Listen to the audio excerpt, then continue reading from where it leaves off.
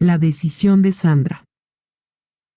En el colegio, Sandra siempre se había destacado por ser la mejor estudiante, pero con el tiempo empezó a volverse muy orgullosa y egocéntrica, ya que además era novia de uno de los jóvenes más guapos del pueblo, pero también uno de los más vagos.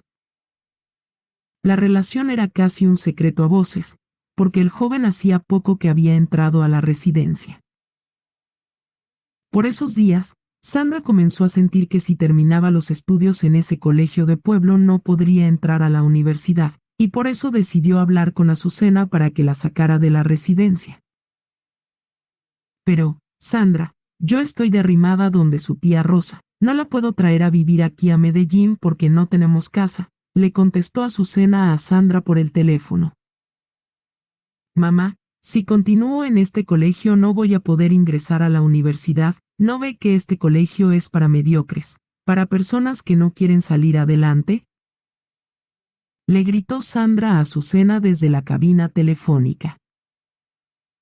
Azucena estaba preocupada con lo que le escuchaba decir a Sandra, si bien desde hacía varios meses notaba cómo su arrogancia crecía, y se sentía culpable por no poderla educar bien. No sé, mamá, pero yo no me voy a quedar en este pueblo. Le gritó Sandra a Azucena antes del colgar. Adolfo estaba desconcertado con lo que había escuchado, porque no conocía de las intenciones de Sandra. Pero Sandra, nos falta un año más de colegio, ¿cómo le pide a mi mamá que nos lleve para Medellín? Le dijo Adolfo enfadado. No me importa, Adolfo, ¿qué pretende? ¿Que nos quedemos en esta pueblucho? Contestó Sandra, mientras Adolfo le pegaba en la mano y le pedía silencio. Alguien la puede escuchar y qué pena. En este pueblo todos nos tratan bien a pesar de que no somos de aquí, entonces tenga mucho cuidado con lo que dice y dónde lo dice, le dijo Adolfo, mientras tomaba la mano de Antonia y dejaban a Sandra atrás. Adolfo, pero yo no me quiero ir, le dijo Antonia a su hermano. Los dos habían quedado muy preocupados con lo que habían escuchado. Yo tampoco, Antonia. Además, Sandra es muy egoísta, porque no nos preguntó lo que quería hablar con mi mamá. Ella no está sola aquí, sino que estamos todos juntos. Sandra entonces tomó su propia decisión, o me sacan o me expulsan, pero yo no me quedo en este pueblucho, se dijo ese día mientras subía a la residencia. Al llegar, tomó sus cosas del armario que compartía con Antonia y las puso en otro armario. Luego habló con una de las alumnas del primer curso y le pidió que cambiaran de cama. Antonia estaba desorientada al ver cómo Sandra tomaba las sábanas de la cama y se mudaba, pues siempre habían dormido una al lado de la otra. Luego, Sandra llamó a Antonia. Vamos a hablar con don José, le dijo fríamente, y Antonia salió inquieta tras su hermana. Don José, permiso, pidió Sandra al llegar al pequeño cuarto del rector. Sí, Sandra, dígame. Vengo a decirle que yo no puedo hacerme cargo de Antonia. De ahora en adelante es responsabilidad suya y de Adolfo. Terminó de hablar y salió, y Antonia comenzó a llorar. ¿Entonces me van a regresar al internado de los niños?, decía entre llantos. No, Antonia, no llore, que usted no tiene que irse. No sé qué pasó con Sandra, ella siempre ha sido tan responsable, ¿o es que mi hija, usted cometió alguna diablura? No, don José, ella le dijo hoy a mi mamá que quería que la llevara para Medellín, para entrar a la universidad. Bueno, hija, tranquila que yo algo hago, límpiese las lágrimas y vaya busque a los amiguitos, que eso debe ser una rabieta de su hermana, esa muchacha se gasta un genio. Días después, Sandra comenzó a juntarse con Daniela, una compañera de cuarto, y ya no determinaba para nada a Antonia ni le importaba ser vista con su novio. Antonia no soportaba a Daniela, y es que la verdad la joven tenía pocas amigas, porque era muy grosera y muy maldadosa. De noche, cuando todas estaban dormidas, se ponía unos zapatos de tacón de madera que en esa época estaban de moda, los famosos suecos, y caminaba por todo el cuarto para despertarlas a todas. Incluso en una ocasión le escondieron uno de los zapatos. Pero eso no impidió que la joven realizara su caminata nocturna con un solo zapato y todo por su mala sangre. Antonia se despertó esa vez y miró a Sandra, que se estaba riendo mientras Daniela caminaba, y al ver que su hermana la miraba volteó la cabeza, con un gesto de indiferencia.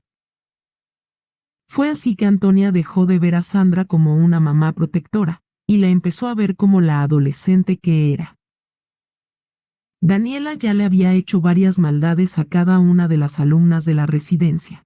A algunas les había cortado las medias, a otras les mojaba el uniforme cuando entraban a bañarse, unas cuantas más habían encontrado tierra dentro de los zapatos, y un día le llegó el turno a Antonia. Ese día, ella tenía una blusa amarilla con botones en los hombros, que Daniela comenzó a desabrochar, primero un hombro, y al ver que Antonia se incomodó y corrió a abrochárselo, rápidamente le desabrochó el del otro lado. Antonia volvió a abrocharse con rabia, mientras le pedía a Daniela que no la volviera a desabrochar. ¿Sabe qué? Le voy a quitar todo, le dijo Daniela con voz burlona. Antonia pensó en correr, pero su impulso no le alcanzó porque la joven le puso las manos en los hombros. La niña pidió ayuda a Sandra, que estaba acostada en la cama de Daniela mirando el espectáculo, pero no hubo respuesta. Antonia se escondió entonces debajo de una de las camas, y en ese momento entraron las hermanas Bedoya, dos jóvenes muy bondadosas que ya habían visto el cambio de Sandra y se habían alejado de ella. Daniela se está pasando con la niña, gritó Nancy desde la puerta. Ella era la mayor de las dos hermanas, y tenía unos cachetes rellenitos y rosados, y unos ojos grandes y redondos de color negro, igual que su cabello, negro azabache. Daniela se asustó, ya que pocas jóvenes le dirigían la palabra, y entonces Nancy corrió a sacar a Antonia debajo de la cama. Vamos, Antonia, dijo Nancy, agachándose para extenderle la mano a Antonia y ayudarla a salir, luego se volvió hacia Daniela. Yo sé que usted llegó después que Antonia, y no sabe que ella viene de un internado de niños de la calle donde no la pasó muy bien. Entonces, cuando Antonia llegó aquí, entre todos decidimos cuidarla y convertirnos en sus hermanos mayores para protegerla. Solo le digo una cosa, ahora Antonia está sola, porque su verdadera hermana mayor dejó de cuidarla, pero yo la voy a cuidar, de cualquiera, ¿me entiende? Y yo también, interrumpió Rubí, la hermana de Nancy. Y usted, Sandra, continuó diciendo Nancy, no sé qué le pasó, escuché que para usted Betulia se volvió un pueblucho, qué tristeza. Antonia, vamos. Sandra no reaccionó, pero Daniela se sorprendió por lo que le había dicho Nancy. ¿Cómo así, Sandra? Preguntó la joven. Sí, estuvo en un internado para niños de la calle, ¿y qué? ¿Es que ahora estamos en el paraíso o qué? Y sí, estamos en un pueblucho. Gritó Sandra, luego caminó hacia el sanitario, tiró la puerta y se sentó a llorar. ¿Qué le pasa? Le gritó Daniela desde afuera. Nada. Déjeme en paz. Los días continuaron, y Nancy, Rubí, y otras jóvenes de la residencia siguieron cuidando a Antonia, quien al sentir el apoyo de ellas empezó a alejarse de su hermana. A pesar de ello, los días en la residencia fueron felices para Antonia, ya que allí era totalmente libre, y al terminar la escuela, si tenía ganas de una fruta, subía hasta lo más alto de la montaña y entraba a unas fincas donde tenían árboles frutales, guayabas o mangos. Si quería emociones fuertes, Los niños del barrio y ella se iban para el bosque de pinos y se colgaban de las ramas como si fueran columpios, y si querían caminaban hasta el río, hasta una cascada llamada Chorro Blanco. Finalmente, si salían de la escuela y estaba lloviendo, Antonia jugaba con los demás niños debajo de la lluvia, y así pasaban días llenos de aventuras. Pero ese año escolar ya estaba por terminar, y había sido difícil para Antonia, para Sandra y hasta para don José. Los fines de semana de los últimos meses, Nancy se había llevado a Antonia para su casa. La vida en la casa familiar de los Bedoya era una nueva experiencia para ella, quien veía cómo era la vida en una casa campesina y se sentía como en una familia.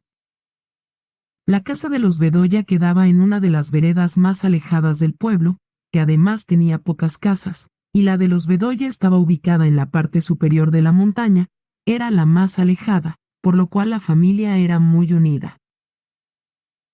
Antonia se sentía muy acogida en esa familia donde, además de Rubí, Nancy tenía otra hermana menor, Alicia, que pasó a ser la compañera de juegos de Antonia durante los fines de semana.